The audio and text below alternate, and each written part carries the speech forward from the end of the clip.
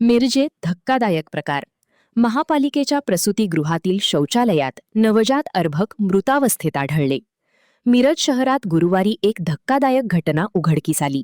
महानगरपालिकेच्या प्रसूतीगृहातील शौचालयामध्ये नवजात पुरुष जातीचे अर्भक मृतावस्थेत आढळून आल्याने परिसरात एकच खळबळ उडाली आहे. घटनेची माहिती मिळताच मिरज शहर पोलीस निरीक्षक किरण चौगले तसेच उपायुक्त स्मृती पाटील यांनी तातडीने घटनास्थळी भेट देत पाहणी केली.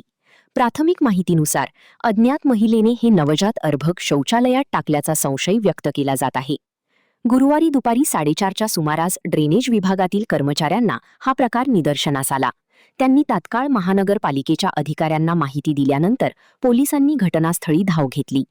या प्रकरणी प्रसूतीगृहातील कर्मचाऱ्यांची चौकशी सुरू असून रात्री उशिरापर्यंत पोलिसांकडून माहिती संकलनाचे काम सुरू होते. मृत अर्भकाला पुढील तपासणीसाठी मिरज शासकीय रुग्णालयात पाठविण्यात आले आहे, अशी माहिती उपायुक्त स्मृती पाटील यांनी दिली.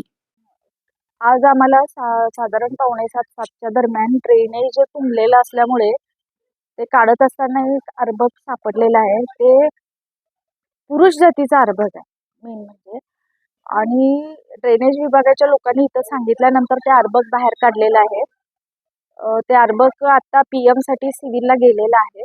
सगळा स्टाफ इथे आहे. स्टाफची चौकशी पोलीस स्टेशन मार्फत होईल. सगळे पोलीस स्टेशनला आम्ही कळवलेलं आहे. जे रीतसर आहे ती चौकशी होईल, पण त्यानंतरच ते लक्षात येईल.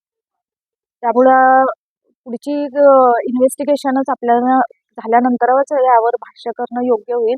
पण आमचा स्टाफ तसं चांगलाच आहे. दिवस रात्र इथं 24 आवर्स स्टाफ असतो, नर्सेस असतात, ऑन कॉल डॉक्टर्स आहेत.